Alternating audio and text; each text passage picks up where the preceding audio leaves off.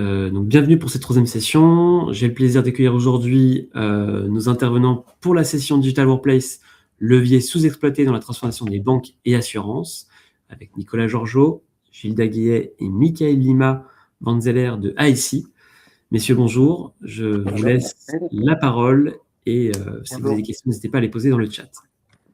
Merci Mathieu. Bonjour à tout le monde. Avant de rentrer dans le vif du sujet, ce que je vous propose, c'est de vous présenter simplement ASI rapidement. J'ai 2 slides, ça va aller assez vite, mais c'est ce qu'on vous a essayé de vous faire là, c'est une petite carte d'identité, photo, un petit peu de qui nous sommes. Vous avez un peu les chiffres clés. Et ce qui est important de noter, c'est qu'on est un cabinet d'expertise numérique. C'est-à-dire que notre métier, nous, c'est de penser, concevoir, développer les services de nos clients à destination de leurs clients et de leurs collaborateurs. On est également société à mission depuis 2024 avec un point qui est notable chez nous, c'est une démarche qu'on appelle l'impact, qui vise justement à mesurer et à améliorer l'impact des services qu'on va imaginer à destination de l'ensemble des parties prenantes. Je vous fais pas plus à ce stade-là. Pour que la photo soit complète par rapport à notre thème du jour, je vous ai mis un petit mur de nos références.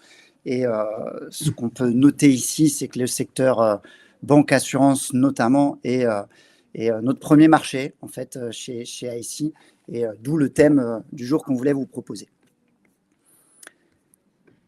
Le sujet qu'on vous propose aujourd'hui, parler de la Digital Workplace comme levier dans la transformation des banques et assurances, il est au croisement. Pourquoi on vous parle de ça aujourd'hui? Parce que c'est au croisement de 3 compétences qu'on a chez ASI. La première, c'est, comme je vous disais tout à l'heure, c'est notre premier marché. Donc, on connaît un certain nombre d'acteurs de ce secteur, banque, assurance, mutuelle.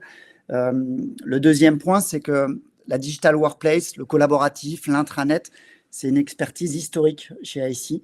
Donc, c'est un sujet qui nous accompagne alors, dans toutes les organisations et plus spécifiquement dans ce secteur de la banque et de l'assurance. Et puis, le troisième point, dans les solutions, on est partenaire également de Jalios, qui nous invite aujourd'hui depuis 2012. Donc, ça fait 3 points au croisement du sujet qu'on souhaite vous proposer. Et le sujet, on l'a abordé justement dans la question de les banques et assurances sont soumises à un certain nombre de transformations. Et quelle est la place de la workplace dans l'accompagnement de ces transformations? C'est ça le sujet qu'on voulait partager. Donc, on s'est mis à 3 avec 2 de mes collègues d'ASI pour répondre à ce sujet-là. Avec Michael et Gilda, je vais les laisser se présenter dans l'idée d'avoir dans cet échange qu'on va vous proposer, de partage, de réflexion, une vision plus métier avec Michael, une vision plus solution avec Gilda et plus projet avec moi-même. Michael et Gilda, je vous laisse vous présenter rapidement. Oh, c'est gentil, merci Gilles. Bonjour à tous, donc Michael Lima Vanzeller, je suis consultant en transformation notamment dans la banque et assurance et avec une expertise particulière sur le design et l'expérience et dans le digital, le produit en lui-même. Très bien, Gilles Daguillet, suite de Michael. Donc moi je suis porteur de l'offre Jalios chez ASI, expert de cette solution que j'ai eu le plaisir d'aider à déployer chez un certain nombre de clients et notamment dans le monde de la mutuelle, de l'assurance et de la banque. Merci. L'idée, ce qu'on voulait vous proposer aujourd'hui, alors il y a beaucoup de retours d'expérience qui seront proposés dans la journée. Là, on a voulu faire une approche plus de réflexion, de partage, de réflexion, d'idées sur le lien justement entre les enjeux de ce secteur et la place de la workplace. Donc, on va justement, alors ça, pas dans un esprit un peu table ronde, vous partager des pistes de réflexion, une approche plutôt conseil. Le point de départ qu'on s'est donné tous les 3, c'était justement de partir de ces transformations que vivent ce secteur d'activité. Et donc, on a essayé de faire une analyse, une petite photo de l'ensemble des transformations qui vont être un point de départ à notre réflexion sur la place de la workplace. Globalement, on a utilisé une méthode. Alors, quand on fait une analyse macro d'un secteur ou d'un environnement, on l'analyse d'un point de vue interne à l'entreprise et puis externe. Donc là, il y a 2 méthodes qui sont mutualisées. ceux à qui ça parle, il y a une méthode qu'on appelle le PESTEL, c'est juste la première lettre de politique économique, socio-culturelle, technologique, écologique et légale. C'est se poser toutes les questions sur les forces qui sont en présence dans un secteur d'activité, dans une entreprise. Et puis au milieu, on a une autre approche, vous voyez les termes de structure, personnel, stratégie, etc., qui sont des clés d'analyse macro d'une entreprise. C'est un modèle qu'on appelle le 7S de McKinsey. Tout ça pour dire que voilà, c'est des questions qu'on se pose quand on va faire une analyse macro. Et on a essayé de vous mettre un certain nombre de facteurs qui entrent dans cette analyse du secteur bancaire et assurance. Le premier point, vous le voyez en haut à droite, à la géofinance, mais évidemment, c'est un secteur d'activité qui est soumis à beaucoup de changements macroéconomiques dans le monde. Il y a quelques exemples et l'actualité en est un bon exemple d'ailleurs. Donc ça amène un certain nombre de changements qui bouleversent le quotidien, le moyen terme et le plus long terme dans cet univers de la banque et l'assurance. Dans le même état d'esprit un peu marché, on a évidemment une concurrence qui est diverse, des acteurs historiques, des nouveaux entrants, AssureTech, Néobank, voire autres entreprises de la tech au sens global. Et tous ces acteurs-là amènent aussi d'autres capacités, d'autres réflexions, parfois des nouveaux standards, plus digitaux notamment. Il y a aussi des acteurs qui vont travailler ces logiques de plateforme, d'agrégation, etc. Donc on a une redéfinition du marché depuis quelques années.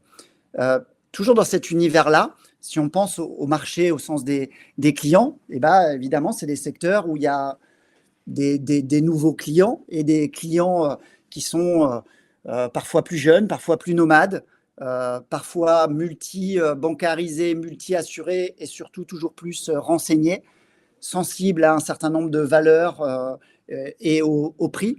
Et donc avec un pouvoir de négociation qui change. Et ce pouvoir de négociation-là, il amène à la nécessité aussi, c'est ce qu'on va un peu discuter aujourd'hui, d'avoir une expertise de plus en plus forte des collaborateurs face à cette information côté client. Ils ont évidemment des nouvelles attentes. Le digital est assez fortement, la mobilité, des attentes, je l'évoquais rapidement, d'engagement, de valeur, de sécurité, de transparence. Le terme de confiance apparaît, des approches, des attentes plus sociétales, environnementales, vers de la responsabilité, de la finance durable. Des approches, et Michael en parlera tout à l'heure aussi, autour de l'expérience qu'ils souhaitent avoir. Alors l'expérience, elle est en front sur les applications qu'ils vont utiliser, mais elle est aussi dans le contact de la relation client, dans la réactivité, dans la personnalisation qu'on va leur donner. Donc il y a toutes ces habitudes aussi qui est un facteur notable dans ce secteur. Les attentes clients amènent le secteur à se transformer. Il y a une course à l'innovation, au développement de nouveaux services, et l'ensemble de ces éléments-là amènent aussi des changements. Je continue la photo. Évidemment, alors quand on parle de secteur et quand on travaille dans ce secteur-là, la réglementation, les régulations sont un point clé des projets et des transformations. Vous avez mis quelques abréviations ou réglementations ici. Il y en a beaucoup et ça bouge dans le temps. Et tout ça, ça amène aussi une mise en conformité et des coûts associés à cette mise en conformité, des règles et une nécessité aussi de comprendre, d'anticiper, de s'approprier ces réglementations dans les projets, dans le développement de l'entreprise. Sur la partie toujours externe, environnementale, évidemment, les risques changent. Les catastrophes naturelles, notamment, apportent aussi des mouvements dans la façon de travailler ou dans l'offre et l'adaptation d'un certain nombre de modèles de risques, notamment. Et puis, pour finir la photo externe, la digitalisation et la technologie a évolué et évolue toujours. La partie mobile, évidemment, les nouvelles architectures qui sont plus interopérables avec les API, le cloud, la data et l'IA de nos jours sont aussi des éléments qui changent beaucoup le paysage de ces acteurs-là. La cybersécurité, qui amène un certain nombre d'autres choses. Et tout ça, ça amène à la fois des capacités nouvelles de productivité, parce que les technologies peuvent accompagner une certaine productivité, réduction des coûts, et en même temps, de l'autre côté, des capacités à innover, à se différencier en réponse aussi au marché qu'on a évoqué tout à l'heure. La démographie bouge. On a des pyramides des âges qui évoluent, des structures familiales, évidemment. On a aussi une recherche autour de l'éducation financière apportée auprès du public. Une recherche aussi dans la recherche de compétences qui sera nécessaire aux entreprises, donc l'employabilité des collaborateurs internes et dans la capacité de recrutement. Tous ces éléments externes, je vous ai fait une petite photo un peu globale, toutes ces forces externes, elles arrivent en relation avec le contexte interne de l'entreprise qui lui-même a évidemment une stratégie, une organisation, des systèmes SI, etc., et qui sont redéfinis ou en perpétuelle mutation par rapport à tout ce contexte-là. Et c'est ça le défi aujourd'hui dans cette photo-là, c'est de comprendre l'ensemble de ces forces, savoir les connaître, se les approprier et aider au développement de l'organisation. Et donc, c'est un secteur, pour finir un peu sur cette vision-là, c'est un secteur qui évidemment est en mouvement. Aujourd'hui, je lisais une étude, la priorité des banques, notamment pour prendre cet exemple-là, est justement dans la capacité à développer son agilité, la capacité évidemment à répondre aux exigences marché, à cette expérience client, tout en réduisant ses coûts, améliorant sa productivité pour rester compétitive. C'est évidemment des transformations qui touchent l'ensemble de l'entreprise, de la direction aux collaborateurs, passant par tous les métiers là. Le lien qu'on voulait partager avec vous maintenant, c'est ce qu'on va explorer dans la suite de notre présentation, c'est la place de la workplace. Est-ce que dans ce schéma-là où j'ai zoomé sur beaucoup de facteurs externes, quelle est la place de la workplace essentiellement en solution à destination des collaborateurs? Quelle est la place et comment cette workplace-là peut être un support et un levier au développement de l'entreprise au regard de l'ensemble de ces forces-là. Et donc, je vais passer la main à Michael pour approfondir un des axes qu'on a voulu mettre en avant. Il y a un des axes sur lequel j'ai zoomé, qui est un facteur important de la transformation de ce secteur d'activité, c'est de l'orientation client, développer cette expérience client. Et l'orientation client, Michael, elle passe aussi par la culture client et donc par les collaborateurs. Merci Nico. Donc effectivement, alors là on a choisi de développer en quatre axes. La vision et l'ambition, en tout cas son partage auprès des collaborateurs, la connaissance client, l'organisation à travers les processus, les parcours, et puis les résultats en eux-mêmes.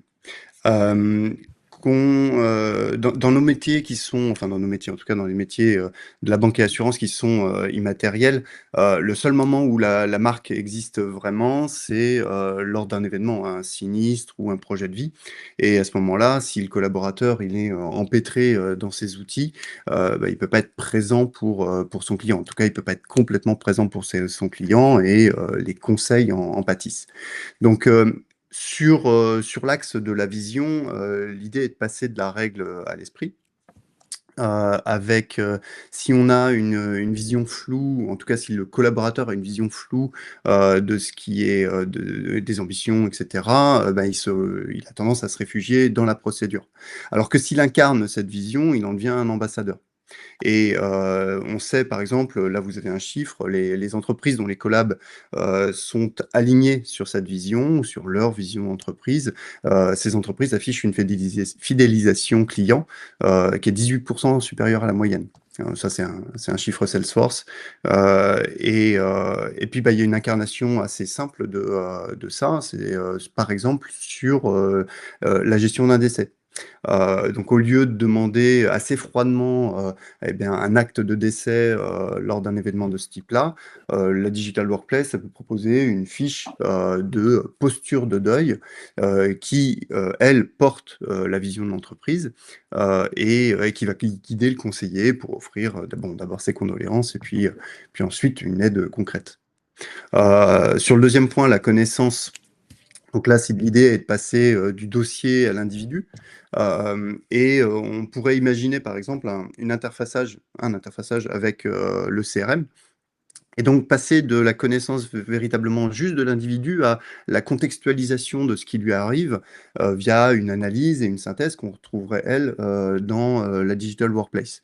Ainsi, par exemple, le conseiller qui prend son poste juste après le passage d'une tempête, ses collaborateurs, ou plutôt ses collègues ont déjà travaillé 1 ou 2 jours sur le sujet. Lui, il arrive, alors non seulement via le CRM, il a effectivement la connaissance de son client, mais il a immédiatement la connaissance du contexte de la tempête et puis des actions ou des décisions qui ont déjà été prises sur ce sujet par l'entreprise.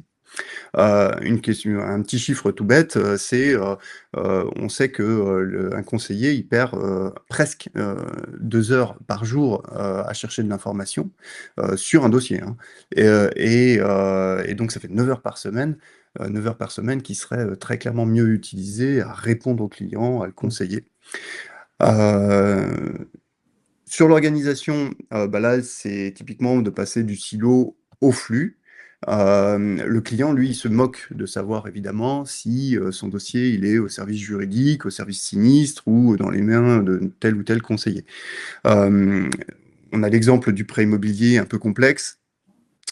Et donc, au lieu de faire attendre le client quelques jours, voire 15 jours, le conseiller peut en direct ouvrir un canal de discussion, canal d'échange avec ses collègues dans différents départements, une sorte de war room digital avec l'expert crédit, avec le SI, et puis ils peuvent coéditer l'offre en direct, dans le meilleur des cas, le client peut même repartir, pourquoi pas, avec un accord de principe avant même d'avoir quitté l'agence, quoi. Voilà.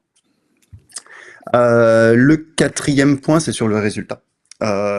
Donc là, l'idée est de se dire, ok, le feedback client, c'est le meilleur moteur du changement. Quand on voit l'impact de son travail en direct, en temps réel, ça donne du sens à l'effort qu'on met dans son quotidien. Encore un chiffre, par exemple, là, on sait que une augmentation de 10% de l'engagement collaborateur, ça entraîne une hausse moyenne de 5% du NPS, le score de satisfaction client. Alors ça, c'est un chiffre Forbes que vous pouvez retrouver. Et donc, on peut imaginer là un mur de verbatim avec les remerciements clients. Par exemple, on parlait de la tempête tout à l'heure. Il pourrait y avoir une remontée des remerciements qu'on a sur les réseaux sociaux ou ce genre de choses qui peuvent être, qui peuvent créer une fierté d'appartenance ou en tout cas une fierté de l'effort fourni par soi-même et puis par l'ensemble du plateau de conseillers. Excusez-moi. Donc là, l'idée, évidemment, est d'appliquer la symétrie des attentions, hein, prendre soin de l'outil de travail des collaborateurs pour qu'ils puissent à leur tour mieux prendre en compte et prendre soin de leurs clients. Voilà. Et donc, qu'est-ce qu'on a derrière en incarnation réelle? Et là, Gilda, c'est pour toi. Après les idées et la mise en musique, je vais rappeler en 2 mots, enfin en tout cas vous donner en 2 mots notre vision de la Digital Workplace, qui est dans notre esprit pas seulement une boîte à outils numérique, alors ça c'est un terme un peu générique, mais une vraie, savoir une vocation de vraie plateforme agrégatrice en fait d'informations, de services qui ont pour vocation d'être utiles à chacun, à tous et à chacun. C'est un des rares outils qui est souvent déployé sur la totalité de l'entreprise ou de l'organisation. Donc c'est un peu particulier et on note dans certains cas, il arrive que ce soit l'outil, la plateforme la plus utilisée. Notre modélisation, en fait, on la présente souvent comme une matrice que vous avez à l'écran en ce moment, comme le croisement en fait d'axes de moyens ou de cibles un peu de ces digital workplace, donc production, communication, collaboration et autres, on trouve des choses assez classiques et qu'on croise avec l'autre axe qui est finalement l'audience, centrée évidemment, c'est le point le plus bas, l'unité la plus fine, l'individu. J'ai perdu l'écran. Donc dans notre vision, la performance en fait d'une digital workplace, ça constitue un facteur de réussite très très important pour l'expérience client qui a été décrite précédemment par Michael. Et puis avec la même logique, alors j'ai trouvé un mot en plus, un mot qui a été à la mode à un moment donné, c'est le ruissellement. En fait, on va avoir une sorte de ruissellement de l'interne vers l'externe. Donc mieux on est servi en interne et mieux on va servir en externe, puisque c'est ça finalement notre objectif. Quelques cas d'usage autour de donc, cette notion d'accompagnement de la transfo. Donc, on a essayé, et vous allez voir les slides seront présentés, les 3 miens en tout cas, sous cette même forme, à part le radar, donc des cas d'usage. Pour un membre du COMEX, donc un des enjeux clés, et ça a été aussi dit par Michael, c'est de pouvoir partager les grands enjeux de l'entreprise, de l'organisation, sur le suivi par exemple du client, mais aussi sur on va dire, tous les enjeux, la ligne stratégique que va suivre l'organisation et qui change souvent. Pour ça, on imagine un espace dédié qui va servir à partager cette stratégie, la feuille de route en fait qui a été mise en place, suivre éventuellement les jalons au cours du temps, s'assurer que les points de passage sont respectés. Et puis pourquoi pas, dans une logique là aussi de symétrie, de mettre en place sur cet espace un lien ascendant qui va permettre de donner la parole au terrain. Vous savez, on entend parler de temps en temps de social listening, de partir en veille sur des signaux marchés, pardon.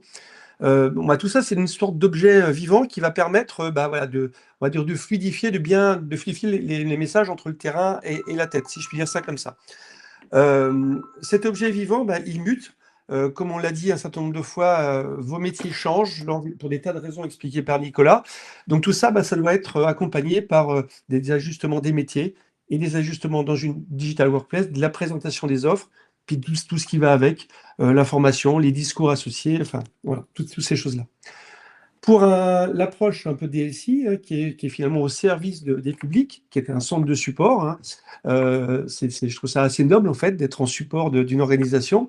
Un des objectifs peut être les travailler en fait au croisement, enfin d'outiller des processus dans un croisement d'informations qui sont un peu génériques, assez classiques dans une digital workplace, des bases de code, des offres, des procédures, des descriptifs de mode opératoire, et puis des choses comme l'a évoqué un peu tout à l'heure Michael, des choses plus personnelles, un CRM, des canaux de souscription, enfin tous les outils que vous avez dans votre relation directe avec vos clients.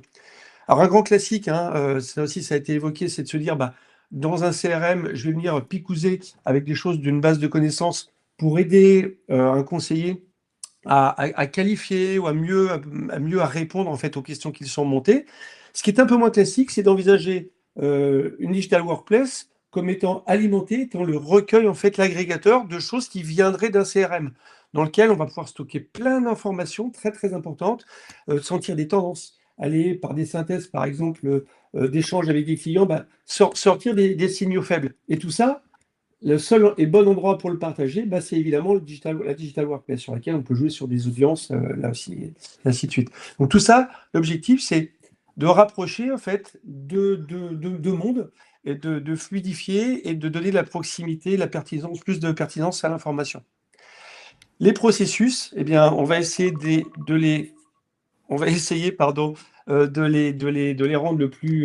les plus outillés possibles, en mélangeant du standard avec du cas complexe. Là aussi, ça a été évoqué par Michael, et on peut très facilement mettre en place, dans une logique un peu de projet, une war room dans laquelle on va venir rapprocher tous les acteurs d'une gestion d'une crise, et notamment dans l'assurance, vous en vivez souvent et trop souvent.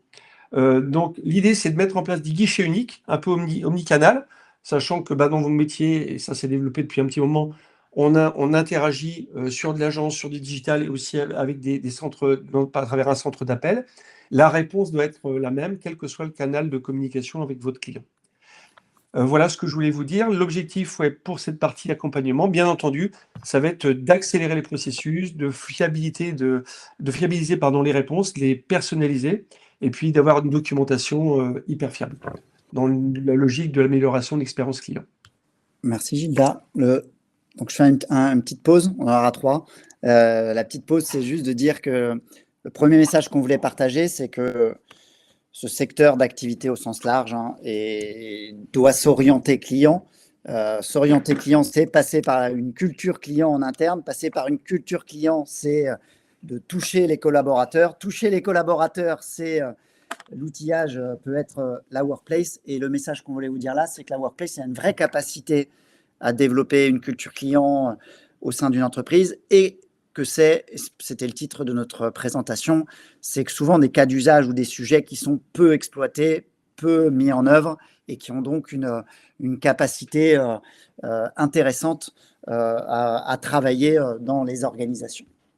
Le deuxième thème qu'on voulait aborder, au-delà de l'orientation client, c'est en introduction que je vous évoquais qu'il y a tout un tas de changements et de facteurs externes qui touchent l'organisation. On a parlé de la réglementation, de la culture client, du marché, la démographie, etc.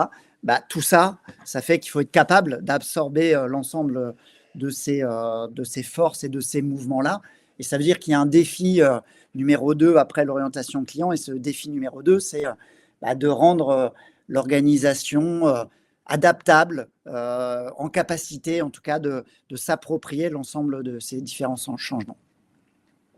Mickaël? Oui, donc rendre l'orga adaptable, vous avez vu, on a fait un petit néologisme avec VUCA, donc être vucable ou être capable de vucabilité. Donc VUCA, c'est la volatilité, l'incertitude, la complexité et l'ambiguïté. C'est quelque chose auquel toutes les entreprises se confrontent, toutes les organisations humaines d'ailleurs. Je vais faire un petit focus sur ces 4 axes-là, donc volatilité, incertitude, complexité et ambiguïté, pour voir comment derrière on peut y répondre. Donc typiquement la volatilité, depuis la loi Hamon, par exemple, ça se traduit par une infidélité croissante des clients qui, en quelques clics, peuvent résilier. Avec la RIA, le taux de résiliation moyen, c'est 15 à 25% sur certains secteurs, notamment le yard et l'habitation, excusez-moi. Donc on pourrait imaginer une veille concurrentielle, veille concurrentielle et tarifaire d'ailleurs automatisée, qui permettrait au conseiller d'ajuster en temps réel son argumentaire. Ça, c'est pour la volatilité.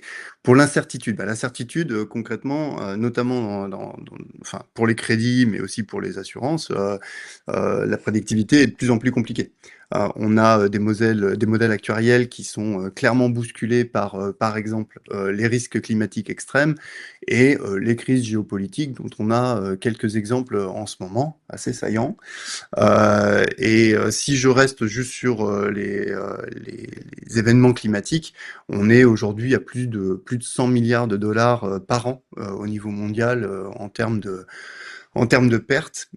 Donc là, on voit bien que l'incertitude, elle est structurelle et elle grandit avec la complexité croissante de notre monde.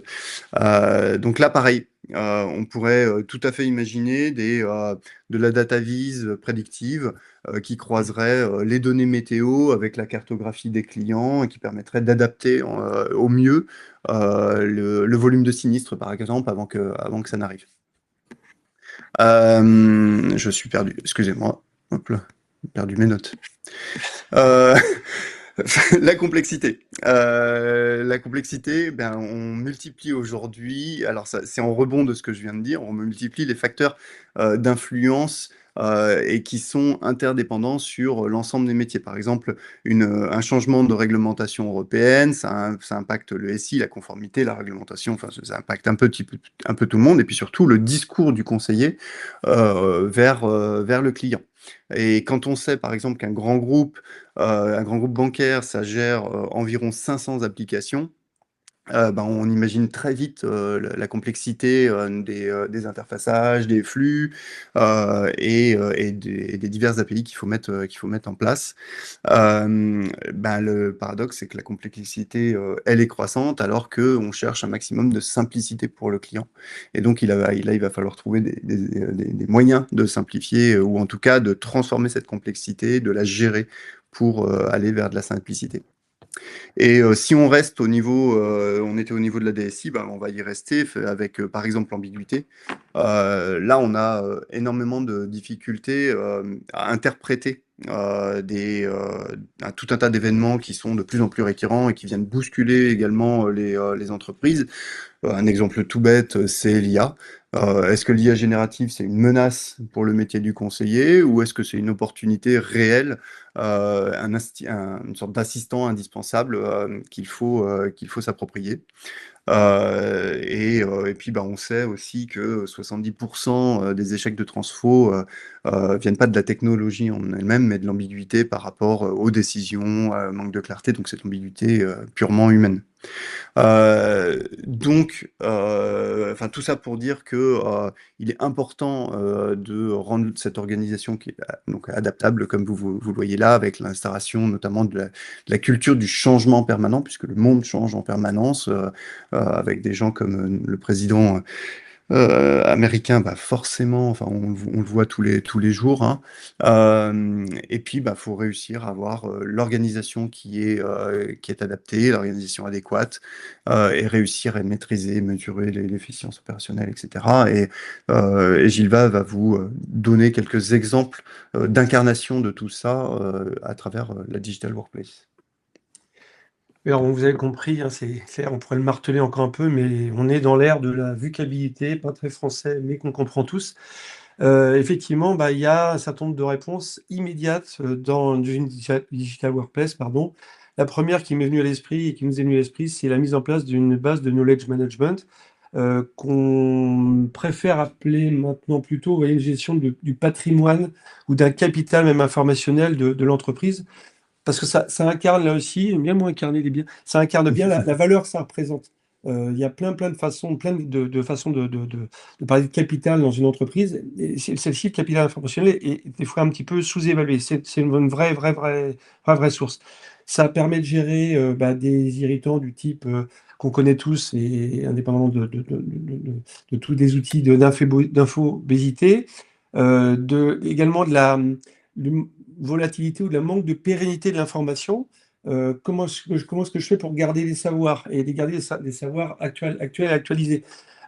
C'est pas uniquement parce que vous avez du turnover, parce que je sais pas, moi, il y a des mobilités internes et des choses qui peuvent se perdre, mais au-delà de ça, eh bien, le monde et votre contexte économique et organisationnel réglementaire changent.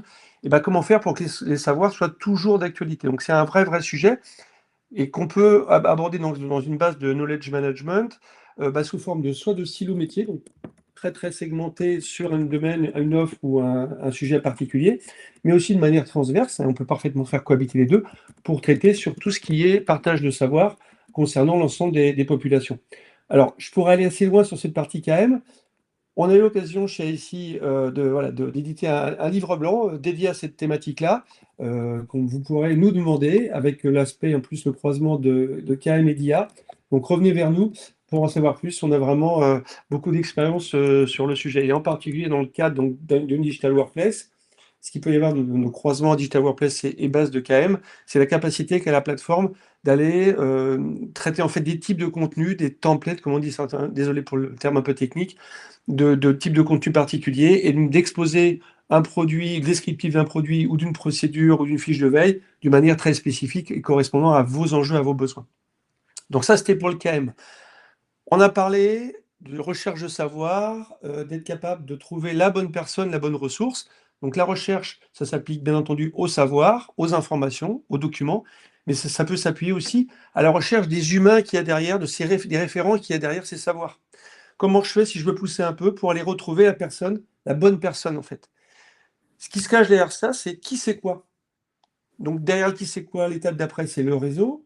Et derrière le réseau, j'ai envie de rêver, un peu comme on a dans notre monde professionnel, mais de manière extérieure à l'entreprise. Vous voyez le fameux LinkedIn, le fameux outil LinkedIn là, qui nous permet de trouver aussi des soutiens à l'extérieur. Et bien imaginez un LinkedIn revisité dans le cadre d'une Digital Workplace, et techniquement on est capable de le faire, avec les mêmes enjeux, les mêmes forces, la même capacité à aller être dans le live sur la vie de l'entreprise, l'organisation, la vie des projets, tout ce qui est idéation, vous voyez, qui peut être partagé dans une plateforme de ce type-là, de type réseau, la connaissance et la fabrication d'un petit réseau personnel, et tout ça en faisant sauter les risques qu'on a forcément sur l'extérieur, une plateforme qui serait ouverte comme un LinkedIn. Donc, même couverture, même esprit fonctionnel, même approche, mais en interne. Donc ça, on donne la fluidité de manière complètement folle avec la mise en place de cet outil porté par une Digital Workplace.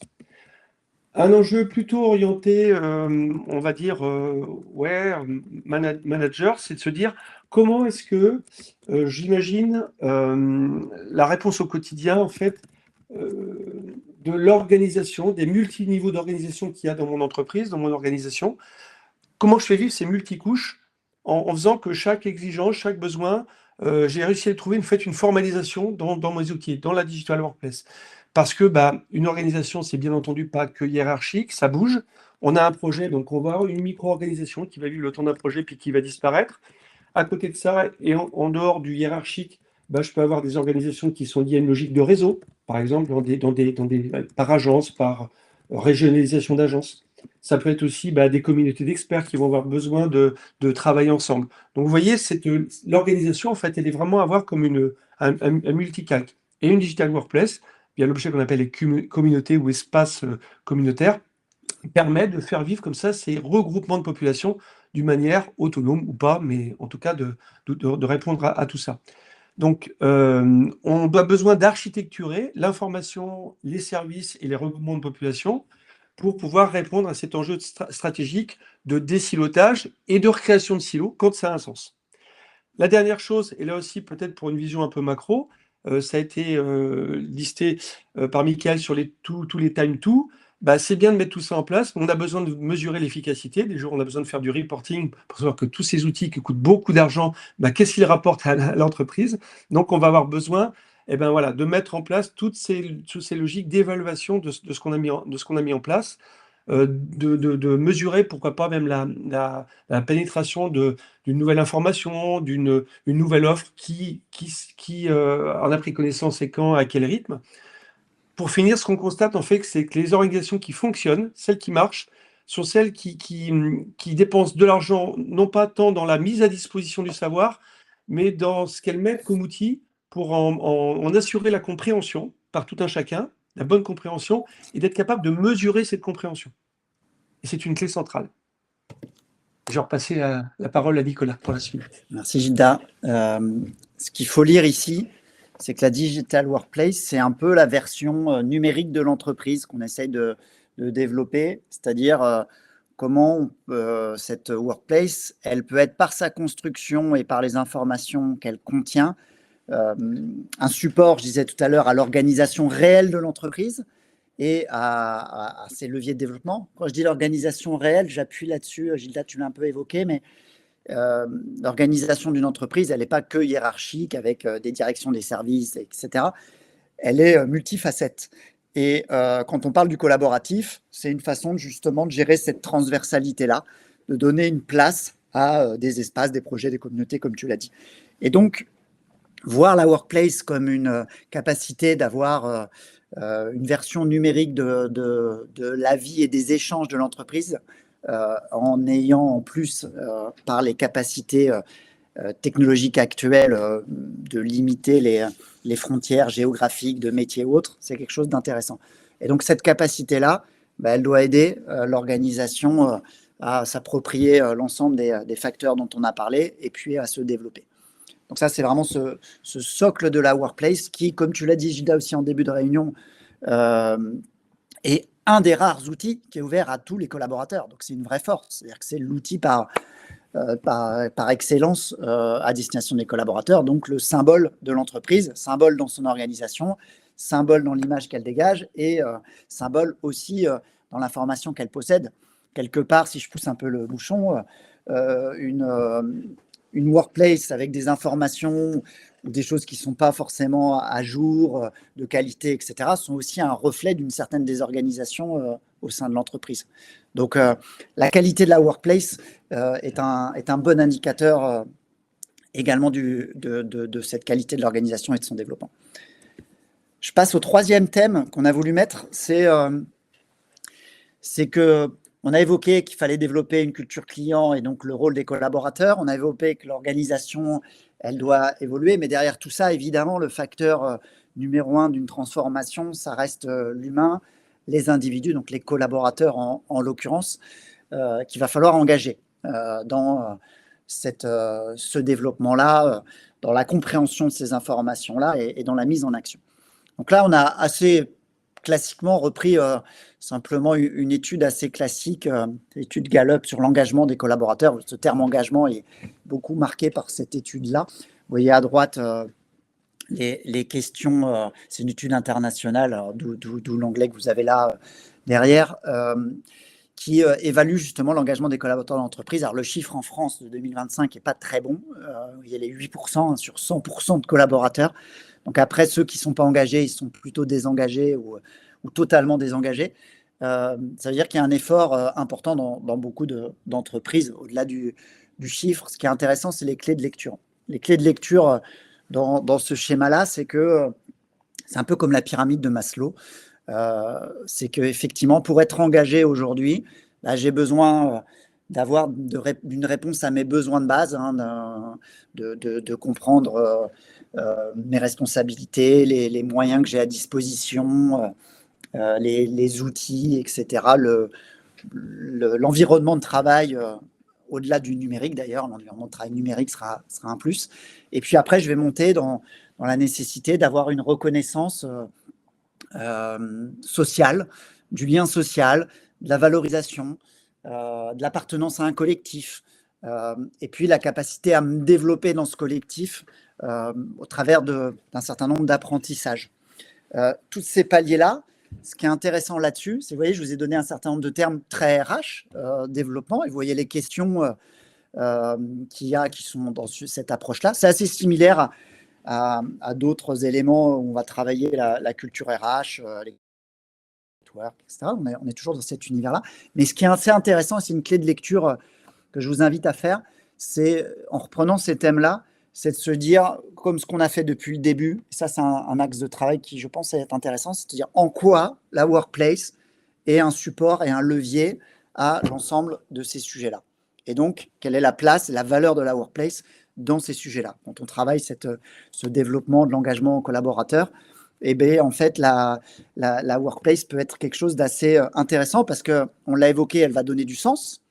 Et le sens, c'est quand même des choses qui sont en quête de beaucoup de collaborateurs. Elle va donner le lien entre ce sens-là de l'entreprise. Tout à l'heure, on a parlé de l'espace culturel de l'entreprise qui va partager son plan stratégique, sa définition client. Et elle peut relier au quotidien de chacun par les informations, les outils qui sont propres à chaque métier. Donc, elle va faire le lien entre le sens et l'objectif plus individuel. Et elle va aussi, la workplace, j'ai marqué, donner les moyens au quotidien, fluidifier le travail, clarifier les parcours, les processus au sein des différents outils qui peuvent exister. Le lien social que j'évoquais, ou les contributions, ou les collectifs, c'est typiquement ce qu'on a évoqué tout à l'heure au travers des espaces, des communautés, sur lesquels je vais développer une animation. Donc c'est ça le message au travers de cet angle-là, c'est que le développement et l'accompagnement des collaborateurs dans les transformations passe par un certain nombre d'éléments qui sont complexes, ça reste de l'humain, mais pour lesquels il faut se questionner sur la part de la workplace en support de cette dynamique. Et donc pareil, de la même façon, je repasse à Gilda pour expliquer voilà, quels pourraient être des cas d'usage qui vont dans ce sens-là pour illustrer le propos. Ah, ils seraient nombreux, hein. On en a pris effectivement que quelques-uns, pas que ça soit plus dense que ça l'est déjà. Donc comment est-ce que sur quels axes on peut déjà réfléchir à la favorisation de cet engagement à travers une digital workplace? Alors il y a des sujets assez classiques. Il y a ce qu'on constate et qui a bien été évoqué tout à l'heure par Michael avec ses 9 heures de perte quotidienne par les agences, c'est ce qu'on appelle certaines fois de la friction numérique qu'on rencontre au quotidien. Je recherche, alors je trouve pas, il y a trop d'infos, je trouve pas celles que je veux ou je les trouve pas au bon moment. C'est agaçant. Les outils, les 500 outils évoqués également, comment est-ce que ça a été bien structuré de façon à ce que moi j'ai mes bons outils au bon moment en fonction de la situation que je suis en train de traiter. Donc tout ça, c'est du temps de perdu. Également aussi, si on n'a pas une base de connaissances stricto sensu, quelle confiance moi j'accorde aux données? Éventuellement, je passe du temps à revérifier, à re-questionner un expert que j'ai du mal à trouver parce que tout ça, c'est pas structuré comme il faut. Bon, tout ça, c'est donc de la friction qu'on essaie de diminuer avec la mise en place d'une digital workplace. Un certain nombre de tâches répétitives qu'on constate tous dans tous nos métiers. Il y a ça. Comment est-ce que je peux faciliter ou réduire ce genre de choses, des contrôles manuels que j'ai à faire, du reporting que je fais toutes les semaines, tous les jours, qui me prend du temps. Comment est-ce que j'automatise tout ça? Et puis, dans le monde VUCA, j'aime bien ce mot-là, donc maintenant je ne le lâche plus. Eh bien, comment est-ce qu'on maintient en compétence chacun des collaborateurs qui vont, chacun à sa façon, vont être impactés par un changement réglementaire, les changements un petit peu au long cours de la population, comme ça a été évoqué par Nicolas, pourquoi pas les crises politiques, enfin voilà. Comment est-ce que tout ça, eh ben, moi, dans mon quotidien, j'accède en fait à l'outillage qui me permet de comprendre en quoi ça va changer mes actions et mon travail. D'un point de vue de la digitalisation, l'automatisation on va dire des actions, je peux prendre l'exemple d'un centre d'appel. Là aussi, on est sur un truc très classique, mais comment, pour des questions économiques, je les outille de façon à ce qu'ils puissent, en un temps donné, répondre à un peu plus de questions sans sacrifier la qualité. Comment est-ce que, alors peut-être par des outils d'IA, quel qu'en soit le côté non magique que ça peut avoir, mais on voit que ça marche quand même quand c'est bien réfléchi. Eh bien, comment est-ce que je facilite le travail comment dire, d'une personne d'un centre d'appel, et dans une logique un peu aussi d'amélioration de l'expertise. On le fait une fois, la fois d'après, on l'a enregistré. Donc, plein d'outils à mettre en place. Dans l'automatisation, ça va être, par exemple, je ne sais pas moi, fabriquer des comptes rendus d'une audition qu'on peut avoir, d'un entretien qu'on a pu avoir avec des clients. Tout ça dans une logique de synthétiser, et vous vous souvenez de ce que je disais avant sur remonter des signaux faibles. Tout ça, c'est automatisable et facilitable. Et puis, toujours dans l'approche de la recherche qui fait perdre plein de temps, comment est-ce qu'on travaille pour mettre en place des assistants personnels, des sortes d'agents, là aussi, qui marcheraient très bien sur l'IA, pour autant qu'on leur donne des scénarisations, des scripts bien appropriés à la cible ou à l'utilisateur qu'on vise, sur un corpus très large, au contraire très restreint. Donc voilà, on a plein d'expérimentations à faire là-dessus pour, encore une fois, faire gagner du temps par des principes d'automatisation. La personnalisation, là aussi je l'évoquais tout début, on se plaint de ne pas avoir les bonnes informations, les bons services au bon moment. Comment je fais ça? Dans une entreprise comme vos entreprises, on a plusieurs façons d'être apprécié en fonction de son poste. On est conseiller, on est expert dans une thématique, on va être, je ne sais quoi, manager. Et puis quand on est conseiller clientèle, eh ben, on ne va pas avoir tout à fait le même métier si on s'occupe par exemple de la clientèle, j'appelle grand public, hein, et désolé si ce n'est pas le bon terme, mais face à une clientèle un petit peu plus de grands comptes. On voit bien que ça ne va pas être les mêmes choses. Peut-être que dans votre organisation, on a une spécialisation par produit, par gamme de produits. Donc on voit bien que les informations et ou les services qu'on doit apporter et ou les savoirs qu'on doit apporter ne sont pas les mêmes. Donc on va perdre en fait en complexité si on a une réponse à chaque fois qui est hyper personnalisée, hyper affinée. Donc l'idée, c'est vraiment de doser tout ce qu'on envoie à chaque truc pour ne pas perdre les gens et pas perdre leur motivation, leur engagement. Cette intégration-là, je reviens sur mes 500 outils, c'est évidemment exactement la même chose pour tous les outils métiers qui, au sein d'une digital workplace, viennent apporter les services du quotidien. Donc, on revient sur cette notion, vous voyez, information, formation, service, d'agrégateur qui est central sur une digital workplace. La formation, on a beaucoup causé, c'est au cœur de tout. Comment faire pour que les gens, voilà, un an après leur arrivée, ou au bout de 10 ans, au bout de 20 ans, soient toujours au fait des savoirs, de la bonne connaissance de l'offre, de la façon dont ils doivent traiter. Eh bien, ça se fait bien entendu à travers, et avec notamment les nouvelles populations qui arrivent, avec des formats tout à fait adaptés, très incarnés, qui doivent être sur des modes d'aujourd'hui, de la vidéo, des podcasts. Ça, c'est pour le dispositif. Mais de quoi on va parler? On va parler de retour client, de cas très particuliers, d'expériences qui ont été faites avec tel ou tel dans une relation de tel ou tel client. Donc, c'est ça qu'on veut, c'est du pratico-pratique et pas de la formation, vous voyez, comme on peut l'avoir à une époque. Au-delà de ça, pour s'assurer que les formations passent bien, qu'elles sont bien structurées, et là je reviens sur le côté outils, on peut parfaitement imaginer des communautés de pratique autour d'un produit où on va mettre les experts, les sachants, pourquoi pas les débutants sur une activité qui peuvent être, quand c'est nécessaire, un petit peu coachés, un petit peu mentorés dans cet espace de cette communauté de savoir et de pratique. Et puis, je reviens sur mes capsules de savoir, on a vu ça chez quelques clients, on peut parfaitement imaginer, et ça c'est l'outil, je reviens avec ma casquette de technicien, Quand on est dans une situation de travail particulière, finalement, ce qui va m'aider à répondre, ça va être à une agrégation, je reprends le terme tout à fait à dessein, de fiches de savoir, pourquoi pas de FAQ, mais aussi de capsules de savoir qu'on va pouvoir peut-être digérer au moment où on est dans une situation de travail, un cas particulier.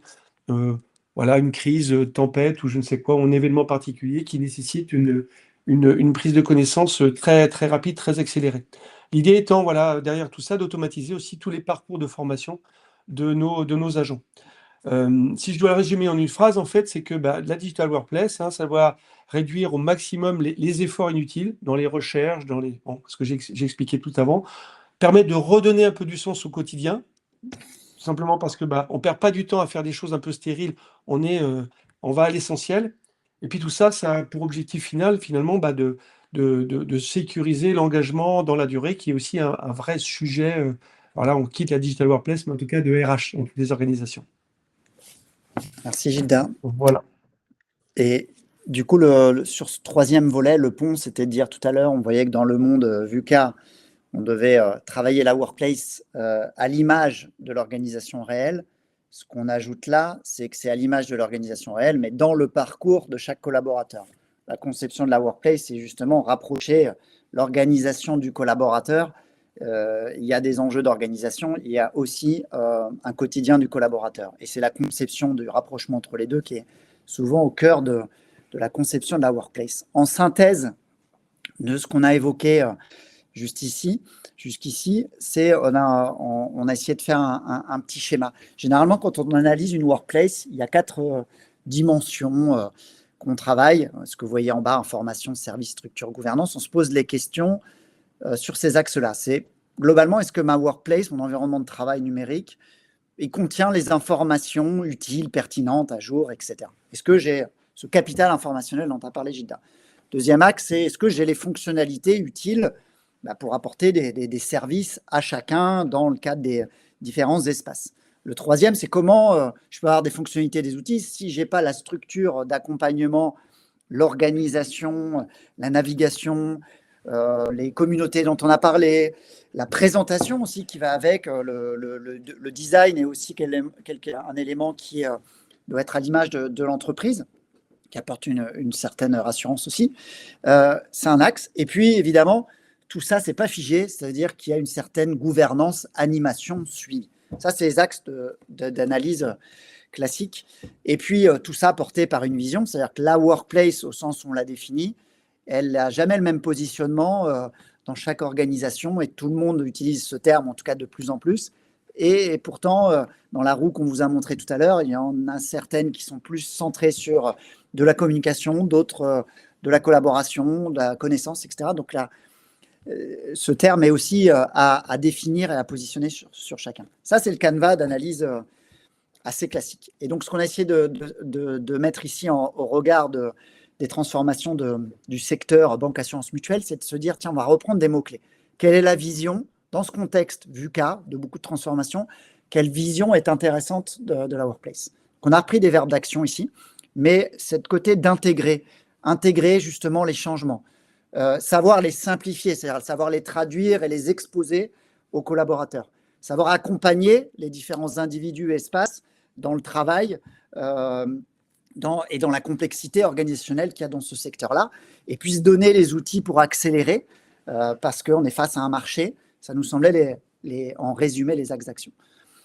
Si je reprends mes piliers, les zooms qu'on voulait faire, c'est que la discipline... Alors, le KM, c'est parfois pour certains une base de connaissances, donc un outil. Dans notre vocabulaire, c'est une méthode et moi j'aime bien utiliser le mot discipline, c'est-à-dire que c'est une rigueur de l'information qui n'est pas juste quelque chose qui passe, mais la transformation de cette information en un savoir qui va être utile, prêt à l'emploi pour accompagner le métier et donc développer un capital informationnel. Donc travailler l'acquisition des informations, leur structuration, leur valorisation, c'est à peu près ça le KM. C'est un axe qui apporte beaucoup de valeur dans toute entreprise et de manière encore plus forte dans ce secteur d'activité. Évidemment, l'efficience, elle passe par un certain nombre de fonctionnalités. L'IA, aujourd'hui, c'est celle sur laquelle on a sans doute le plus de sollicitations. Ce que j'ai mis sur la notion de confiance, je voulais rajouter ce terme-là qui me semble intéressant, c'est c'est que ce qui est intéressant dans l'IA appliquée à la workplace, c'est qu'on est dans un environnement où on maîtrise la connaissance, la donnée d'entrée, et donc on a aussi une IA qualitative en lien avec le KM qu'on peut développer. Jumeler organisation et espace numérique, ce que j'ai dit tout à l'heure, et si la workplace était le jumeau numérique, on l'utilise des fois en transformation, de l'organisation réelle, ce serait aussi quelque chose d'assez intéressant et donc une organisation vivante. Et le troisième, la symétrie dont on a parlé au début, client-collaborateur. Est-ce que la workplace, c'est un produit pour vous comme les produits que vous développez auprès de vos clients, les services numériques, avec sa mesure, avec ses évolutions? Considérez-le comme ça, et évidemment, on dit qu'à chaque fois, si on veut progresser, il faut mesurer, de développer une culture de la mesure et de l'amélioration continue sur cet univers workplace est sans doute aussi une bonne pratique qu'on vous recommande. Voilà pour la photo globale qu'on voulait partager avec vous aujourd'hui, c'est de dire que dans cet univers de la banque et l'assurance, qui est un environnement qui évolue parce qu'il est exigeant d'un point de vue client, concurrentiel, réglementation, et qui est fortement technologique, la transformation, elle est permanente, et la workplace a une vraie place, et aujourd'hui, il y a aujourd'hui beaucoup de cas d'usage et de bonnes pratiques qui doivent s'étudier dans vos organisations, et donc on vous invite à le faire et à échanger avec nous sur ce sujet-là.